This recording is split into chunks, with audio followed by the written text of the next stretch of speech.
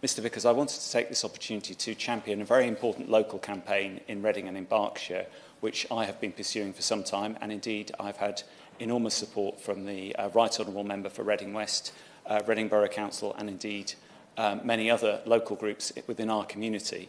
And that is to save Reading Gaol and to turn the famous Victorian jail into an arts and heritage hub, so that we may celebrate the heritage of Oscar Wilde and indeed other important national and local heritage which is part of the jail and the surrounding site, for the good of the community and indeed to celebrate diversity and to support the LGBT community and the arts across both Berkshire and indeed the wider UK. I would like to very briefly update the House on where I am with this campaign, but also to point out some of the important features within it and indeed to urge the government to support the local bid for an arts-based solution to this building, which is currently mothballed, rather than the commercial redevelopment, which is favoured by the MOJ, who would like to see this Victorian building turned either into a hotel or possibly into luxury flats. And as anybody who's been through our area recently will see, if they travel on the train, or indeed colleagues from Wales on the motorway possibly, Berkshire is dominated by a large amount of urban development. Many, many flats are being built. But what we don't have is a major hub for our wonderful arts community to perform and to stage productions. We have some centres, but they are disparate around the town and around the area. And that's in contrast to other neighbouring similar size cities and towns in the southeast of England, such as Brighton or Oxford or indeed Southampton, which all have very large arts organisations based in purpose-built theatres and other centres which are on a much bigger scale than we have in Reading, although we are the second largest urban area in the southeast of England after the Greater Brighton area. So just turning to the history of this important site, Reading Gaol was the county jail for Berkshire, and it was built on the site of what was Reading Abbey, which in itself was a major medieval building. It was one of the largest abbeys in England in medieval times, founded by King Henry I as a centre of pilgrimage throughout the Middle Ages. And indeed, Henry I is believed to be buried there. So rather like Leicester, Worcester, and a number of other medieval towns and cities, we have an English monarch, and I'm sure this applies both in Scotland and in Wales as well. We have a monarch buried within our town centre. The jail was built in the Middle Ages and it was designed by the same architect who designed both Pentonville and St Pancras Station, and it's very much a masterpiece of Victorian Gothic architecture. If you were to walk past it or indeed go in it, you would recognise scenes that would remind you, if you're a fan of, well, in my case, maybe some of the other members' case, if you ever watch Porridge on television, in the case of some younger members, perhaps you've dabbled in UK Gold and seen it fleetingly, but it has all the echoes of a Victorian building. You can walk through it and feel the presence, rather grim in some ways, but also quite historic and very important. The jail was opened briefly during 2014 and was actually used for art installations with an amazing arts organisation called Art Angel, and they used each individual cell to house installation art. They also had performances in the prison chapel and had a number of other activities on the site, and it was incredibly powerful. And I should say that I walked along one of the metal landings, which are reminiscent of something off Porridge, and I was behind a very famous BBC arts presenter, and it was quite wonderful. I won't name him, but it was quite wonderful to hear what he said, because we suffer, as I said earlier, from a lack of institutions to support our amazing local art scene. And he was on his phone to friends back in London. He said something along the lines of, "I'm in Reading, in the jail, and it's actually really rather interesting."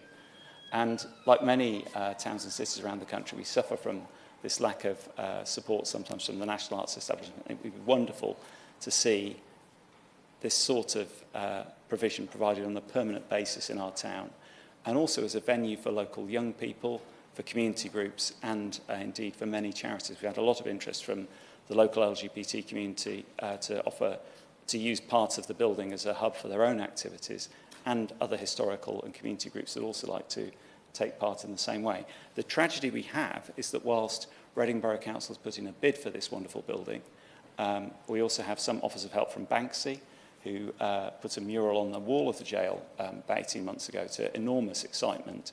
There's a possibility of other support from philanthropists as well. But we unfortunately don't have the go-ahead from the MOJ to start negotiating with them. They're instead working with a preferred bidder, which is sadly a commercial developer.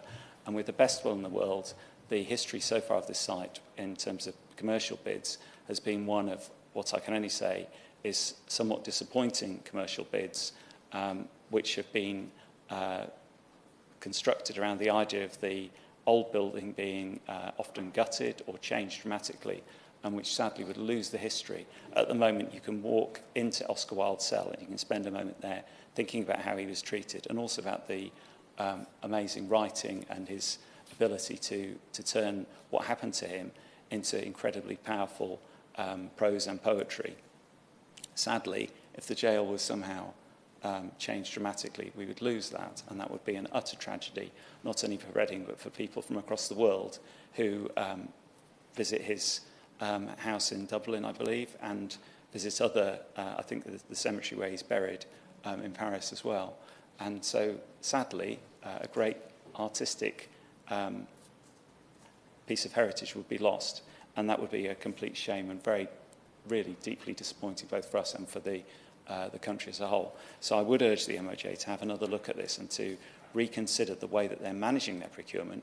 We have had a number of meetings, most recently towards the end of last week, where the Deputy Leader of Reading Council talked to them about this important issue. They're still refusing to budge. We would like them to think about it quite deeply and to see, within the current government procurement rules, we do understand that government departments have to receive best value for selling off buildings and land. However, is it not possible for them to think about the wider context here?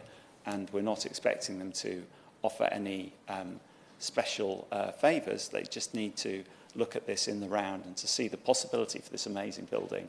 And we are quite hopeful that we will be able to offer them a suitable sum that would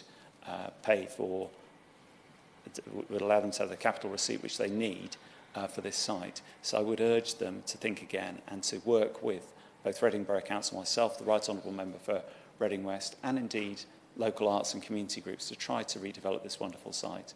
They have spent a long time thinking about it. It was mothballed in 2013. So in many ways, this is high time and somewhat overdue for another look. And if you consider, indeed this is a point that the Right Honourable Member for Reading West made in a meeting with the MOJ, if you consider the upkeep of the jail in that period of time, a lot of money has been lost to the public purse, sadly, because of the way the MOJ have mothballed it and have not been willing to engage in a more thoughtful discussion about its reuse. Indeed, it is also government policy, and I'm sure the Minister would only be too aware of this, to have historic buildings reused and used in a creative way. Other government departments, such as DCMS, are very fully behind that type of approach for heritage buildings. So I would hope that in terms of the wider thrust of government policy, it would be more than possible to look at this and to reconsider the way that the project is being discussed at the moment.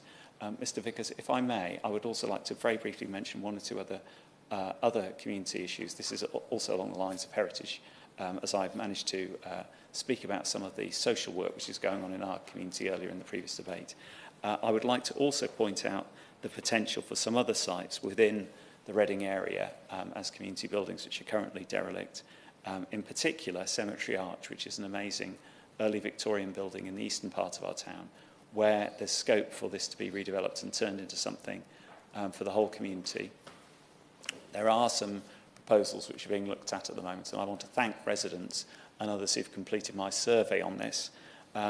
In addition to that site, we also have the exciting opportunity of what was the former BBC listening post, and I'm sure the Honourable Member for Congleton may well be familiar with its work, as she's very obviously abreast of foreign policy. But Caversham Park was the site of BBC monitoring, and indeed many recent historic events which happened in remote parts of the world were actually, the news was first broken from there, including, I know she's interested in Iranian society and history, including the Islamic Revolution in 1979. The very first reports of it were translated by a Persian-speaking staff at the BBC. This site has been empty for some time, and in a similar way to the jail, there's enormous potential for it to be redeveloped. Thankfully, there's a very sympathetic developer, Beechcroft Properties, which wants to use the old building as a piece of sheltered accommodation, together with flats for people who are able to look after themselves, but who are also somewhat older.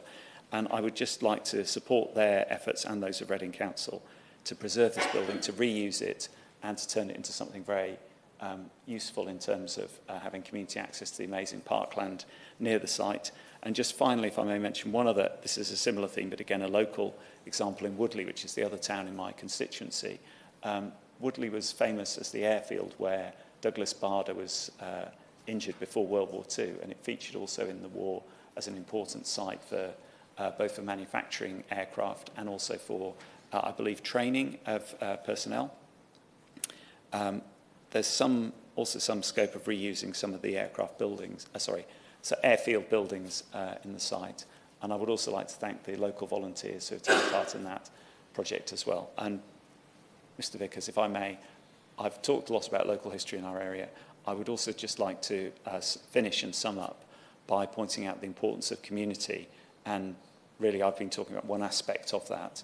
All of us here today are discussing different aspects of our local communities and the importance with which we see that in our own lives and in our work. And I would like to thank you for the opportunity to speak today. There are many other things I could talk about from my own community. I'm sure other members would prefer if I didn't. And I would just like to finish on that note to say it's been a wonderful opportunity to talk about one aspect of life in Reading and Woodley, and to thank others for their contributions, which are many and varied. And I look forward to enjoying a happy Easter, and I would like to wish a very happy Easter to all members here today. Thank you, Mr. Vickers. Dr. Luke Evans.